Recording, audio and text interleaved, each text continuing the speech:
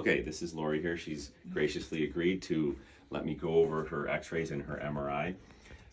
So this is an x-ray, okay? Now x-rays are done with radiation, not a lot of radiation, but an MRI, which is this, is actually done with magnets, so there's no radiation involved.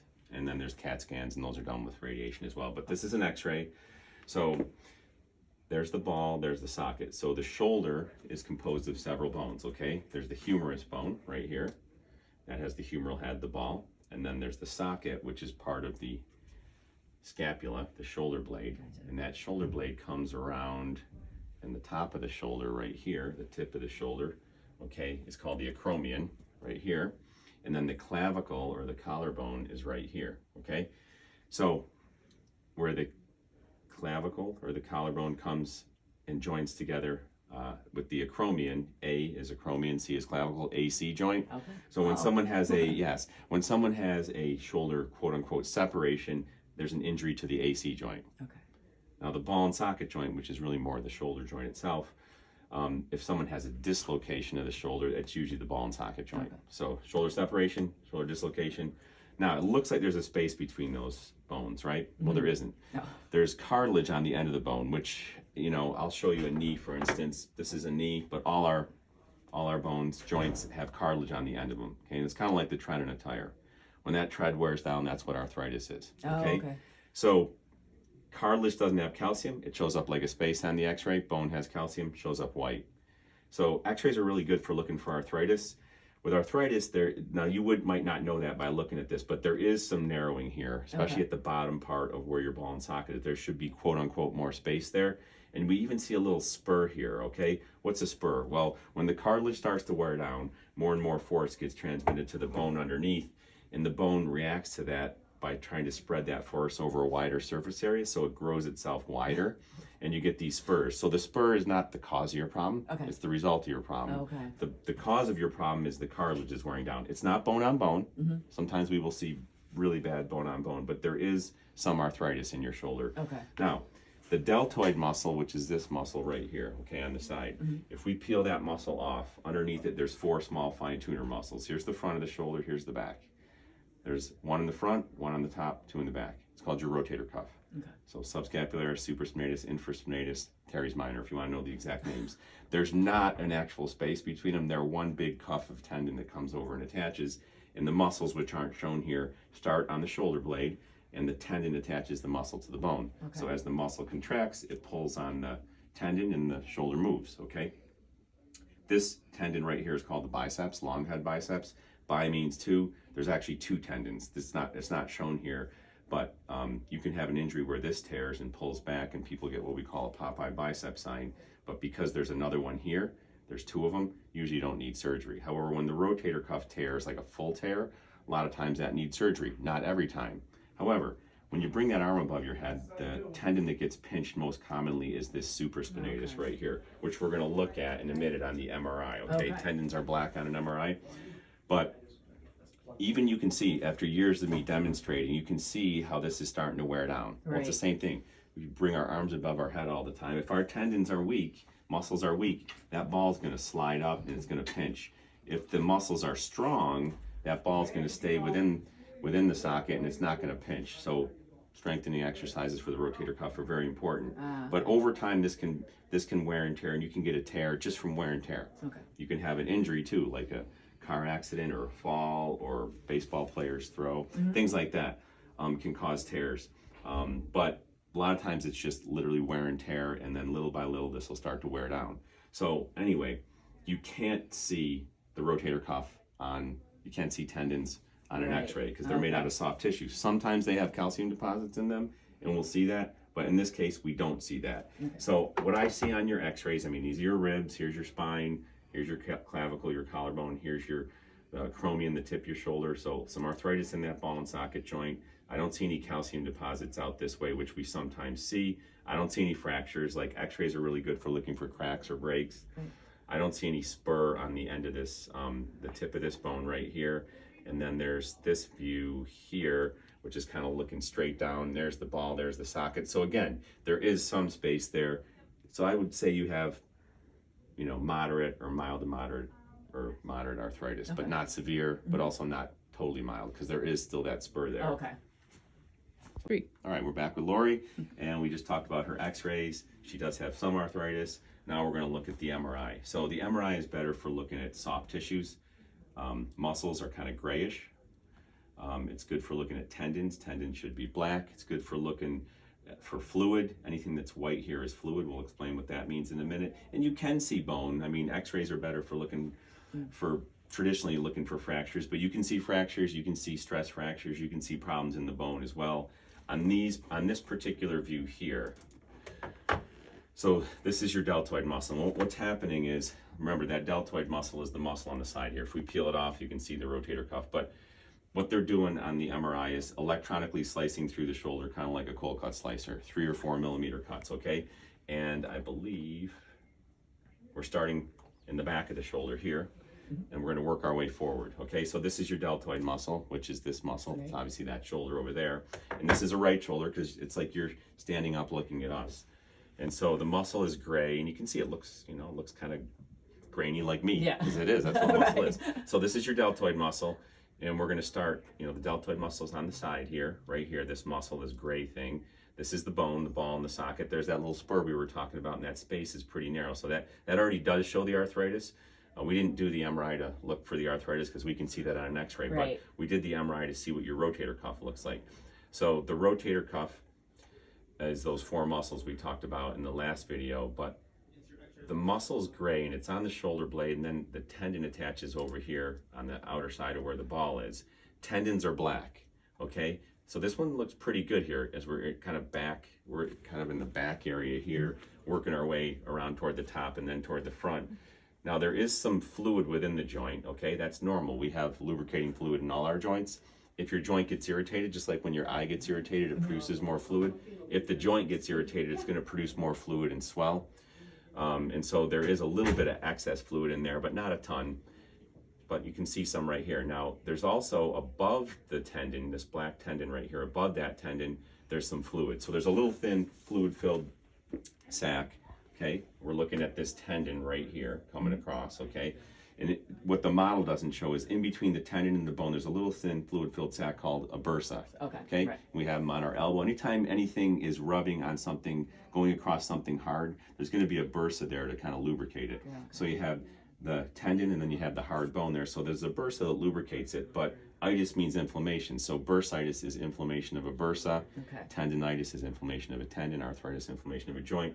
So there is a little bit of excess fluid there. You shouldn't really see much of anything. So there is some bursitis, meaning there is some inflammation around that tendon in that space there. Technically, you do have a tiny spur here, but that can come about from wear and tear as well. But you start coming more toward the top and forward, and now that tendon's a little thicker, and it's not, see, it's got some white signal in it, okay? Yep. So that's abnormal. So that can be either tendinitis, especially on the surface, all that white. It can be tendinosis, meaning degeneration of the tendon. Okay. And you don't always see that if you go in there and look surgically, but you can kind of see it on the MRI. It might be some partial tearing, some fraying, which is you probably have a little bit of that tendinosis degeneration and some fraying, but it's not a full tear because we don't see a gap in here where the fluid's in between. So a full tear, you might see this tendon pulled all the way back and retracted because these muscles are kind of like a spring. So I see inflammation, I see increased signal within the tendon, so at least degeneration, some from wear and tear, and probably some fraying, but certainly not severe. And as you come even more forward, that tendon's looking a bit more abnormal, more white signal in it, a little thinner as you come toward where it attaches to the bone. But I don't see where it's pulled or retracted all the way off the bone, okay? But there is a fair amount of bursitis up there. So bursitis, tendinitis, what we call impingement or pinching, and then some maybe partial rotator cuff tearing or fraying, and then the arthritis in the actual ball and socket joint. So you got a few things going on in there, but it's nothing that we can't help, okay? Great. How can we treat this? So remember, on the MRI, that's a pretty normal looking tendon right there, that black thing coming over here. The bursitis isn't that white signal on it. That means there's some inflammation in there. But you can see this should be a nice black tendon coming all the way over here, and you see there's some signal in there. So let's assume there's some partial tearing there. I believe that's what the radiologist said. Radiologist is someone who reads x-rays and MRIs. Anyway, so let's assume there's even more fraying or tearing here, and there's like a little defect there. But it's not a hole, it's not ripped off the bone. Okay. Okay? So how can we treat that? Well, first, you can try therapy and strengthen the other muscles around it, because there's 4 rotator cuff muscles. There's a whole bunch of other muscles around the shoulder. If you take the pressure off that area, it may help it feel better. It may not necessarily fill that tendon back in again, but it may help it feel better. Sometimes we'll actually go in there and do surgery. And well, let me backtrack. If we do a cortisone shot, that can decrease the inflammation in there. But the problem with cortisone is, I'm not a big fan of it, is that it decreases inflammation, but it also decreases healing. No. Okay, and then if you Okay. do have a rotator cuff tear and you have surgery, even within a year, patients who've had a cortisone shot either don't heal as well or re-tear. Okay? Oh, okay. And then Oh, wow. also, if you do a cortisone shot, you really don't want to have surgery within 6 to 8 weeks. So, Okay. because there's a little higher risk of infection. So cortisone is not really a great option. There's other things like laser and things like that, which can increase the blood flow to the area and help it heal. But we're going to talk about some other more advanced things. Let's go to the extreme though. Let's talk about surgery first. So if we did surgery, we could go in there arthroscopically with little small poke holes with a fiber optic scope. You'd be asleep, you wouldn't feel anything. It would be done either at a hospital or a surgery center. It's outpatient. You come in that day, you leave the same day. Go in there and be able to look into this space here and clean up any bursitis. Bursitis kind of looks like cobwebs. If you pretend you're in the shoulder right now and you go up above into the attic up there, you know how there's cobwebs in the attic? Well, that's what bursitis looks like. So I would shave all that bursitis, all those cobwebs out of there, and that would help relieve some of that pinching, okay? Then I might even take some of this bone off. So if you pretend you're up in the attic and we raise the ceiling up in the attic, give you more room, less pinching, sometimes we'll do that. If the rotator cuff has tearing in it, we can smooth it over and clean it up. We have these shavers that can kind of clean and smooth things. That's called a debridement.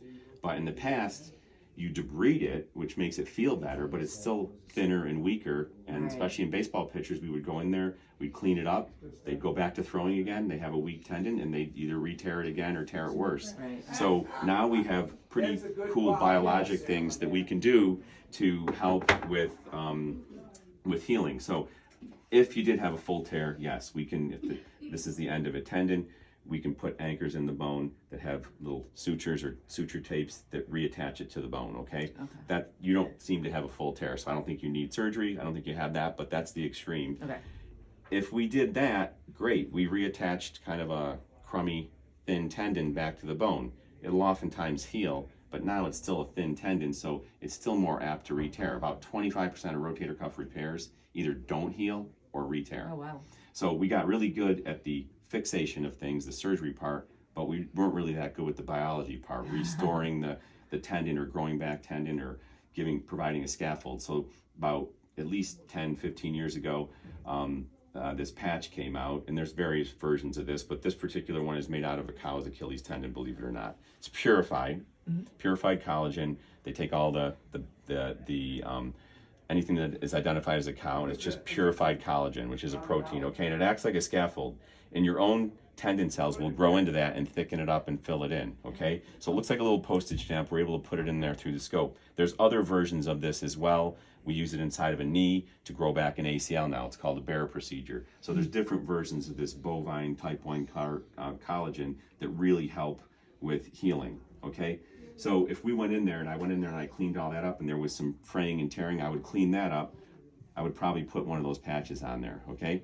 Now, the cool thing is some of this stuff we're able to do without going in the operating room now. We have ways of helping things heal without going in the operating room. Everybody's different, but some things that are used are things like PRP. You ever hear of that? I heard it. Right. So PRP stands for platelet-rich plasma. So the platelets are those things that when you cut yourself, they're in your blood. When you cut yourself, they form a scab. They stop the bleeding. Okay. But they also have growth factors, so they release those growth factors, and those growth factors stimulate new blood vessels and cells to come in the area and heal the cut. So think of it as fertilizer, okay? Growth factors. So we have very powerful growth factors in our blood to help with healing. So PRP is just taking some blood. The nurse draws. It's less than a blood draw, or a blood donation. But the nurse takes some blood. We put it into a centrifuge, a machine that spins it down.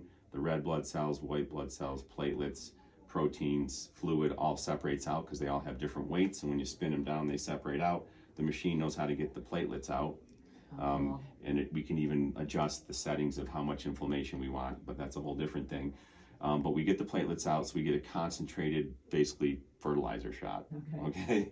Or growth factors. Right. And so that can help things like partial tears heal by injecting in there. It's technically not FDA approved for injecting into tendons, but we've been using PRP in orthopedics for 20 years, 30 years. I've been using it at least since 2008.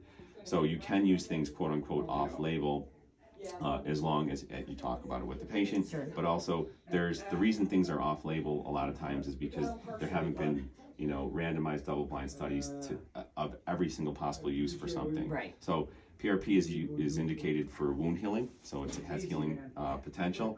So we use it in other areas of the body, and it's also used by plastic surgeons, etc. So it's been around a long time. It's very, very safe.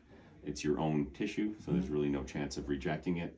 And there are some obviously minor risks of drawing blood and sticking needles into people, but it's not like surgery. So we have an ultrasound machine, which actually is right over there.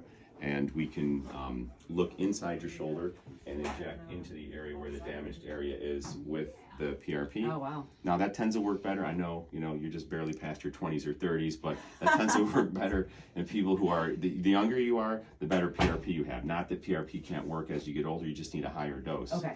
But, so the PRP is more like fertilizer or growth factors, but there's also cells. The cells are what do the healing.